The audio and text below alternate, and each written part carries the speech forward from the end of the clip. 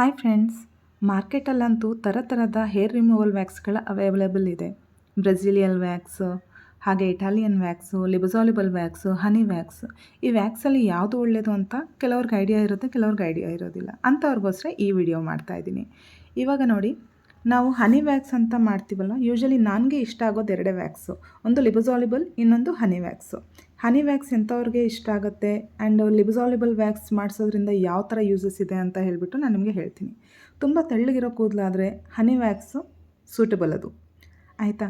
ಅದೇ ಕೆಲವ್ರಿಗೆ ತಿಕ್ಕಾಗಿರುತ್ತೆ ಹೇರು, ಬೇಗ ಬೇಗ ಗ್ರೋ ಆಗ್ತಿರುತ್ತೆ, ಅಂಥವರು ರಿಕಾ ವ್ಯಾಕ್ಸ್ನ ಪ್ರಿಫರ್ ಮಾಡ್ಬೋದು. ಅದೇ ಲಿಬೊಸಾಲಿಬಲ್ ವ್ಯಾಕ್ಸ್. ರಿಕಾ ಅನ್ನೋದು ಒಂದು ಬ್ರ್ಯಾಂಡ್ ನೇಮು, ಆದರೆ ಅದನ್ನು ಲಿಬೊಸಾಲಿಬಲ್ ವ್ಯಾಕ್ಸ್ ಅಂತ ಹೇಳ್ತಾರೆ. ಸೊ ಈಗ ರಿಕಾ ವ್ಯಾಕ್ಸಲ್ಲಿ ನೀವು ಮಾಡಿಸ್ಕೋಬೇಕಾದ್ರೆ ಇದರಿಂದ ನಿಮ್ಮ ಹೇರ್ ಅನ್ನೋದು ಏನಿರುತ್ತೆ ಅದು ರೂಟ್ ಸಮೇತ ಹೋಗುತ್ತೆ.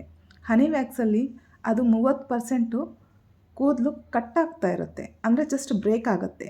ನೀವು ಆ ವ್ಯಾಕ್ಸ್ ಆದಮೇಲೆ ಈ ವ್ಯಾಕ್ಸ್ ಆದಮೇಲೆ ನಿಮ್ಮ ಕೈಗಳನ್ನ ಹೀಗೆ ಸವರಿ ನೋಡ್ಕೊಳ್ಳಿ. ಇದು ಕಟ್ಟಾಗಿರೋ ಫೀಲಿಂಗ್ ನೀಟಾಗಿ ನಿಮ್ಗೆ ಶೇವ್ ಮಾಡ್ದಾಗಿರುತ್ತೆ ನೋಡಿ. ಕೆಲವೊಂದು ಕಡೆ ನಿಮ್ಗೆ ಆ ಥರ ಹನಿ ವ್ಯಾಕ್ಸಲ್ಲಿ ಫೀಲ್ ಆಗುತ್ತೆ. ಅದೇ ರಿಕಾ ವ್ಯಾಕ್ಸಲ್ಲಿ ಆ ರೀತಿ ಫೀಲಿಂಗ್ ಬರೋದೇ ಇಲ್ಲ, ಯಾಕಂದರೆ ಇದು ರೂಟಿಂದ ತೆಗೆದಾಕ್ಬಿಡುತ್ತೆ.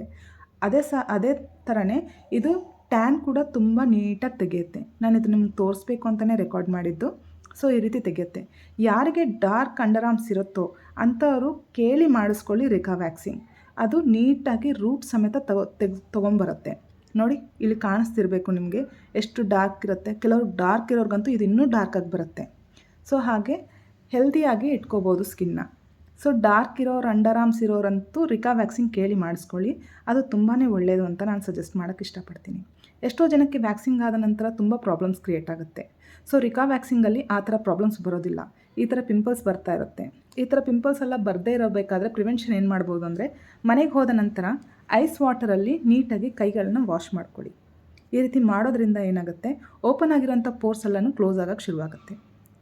ಆಗ ಸ್ಕಿನ್ ಹೆಲ್ದಿ ಆಗುತ್ತೆ ಮತ್ತು ಆ ಬಂಪ್ಸ್ ಬರೋದು ಒಂದು ಸ್ವಲ್ಪ ಕಮ್ಮಿ ಆಗುತ್ತೆ.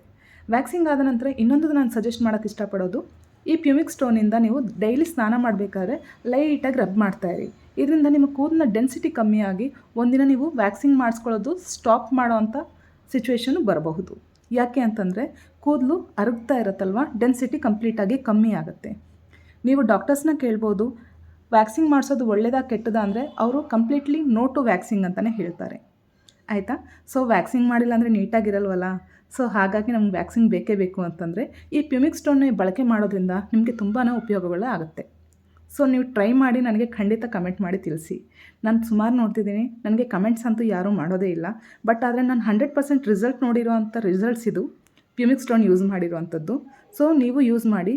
ಇದರಿಂದ ಇಂಟರ್ನಲ್ ಗ್ರೋ ಆಗಿರೋವಂಥ ಹೇರ್ ಕೂಡ ಇದು ನೀಟಾಗಿ ಇದಾಗಕ್ಕೆ ಶುರುವಾಗುತ್ತೆ, ಅಂದರೆ ಓಪನ್ ಆಗೋಕ್ಕೆ ಶುರುವಾಗುತ್ತೆ. ಆಗ ನೆಕ್ಸ್ಟ್ ಟೈಮ್ ವ್ಯಾಕ್ಸಿಂಗ್ ಮಾಡಿಸ್ಕೊಂಡಾಗ ನಿಮ್ಮ ಹೇರ್ ಕಂಪ್ಲೀಟಾಗಿ ಹೊರಟೋಗುತ್ತೆ. ಸೊ ಹಾಗೆಯೇ ಗ್ರೋತು ಕೂಡ ಕಮ್ಮಿ ಆಗುತ್ತೆ. ನಿಮಗೆ ವಿಡಿಯೋ ಇಷ್ಟ ಆಯಿತು ಅಂತ ಅನ್ಕೊತಾ ಇದ್ದೀನಿ. ಇಷ್ಟ ಆದರೆ ಪ್ಲೀಸ್ ಲೈಕ್, ಶೇರ್, ಸಬ್ಸ್ಕ್ರೈಬ್ ಮಾಡೋದನ್ನು ಮರಿಬೇಡಿ. ನಿಮ್ಮ ಸಪೋರ್ಟ್ ಹೀಗಲೇ ಸದಾ ಇರಲಿ ಅಂತ ಕೇಳ್ಕೊತಾ ಇದ್ದೀನಿ. Thank you.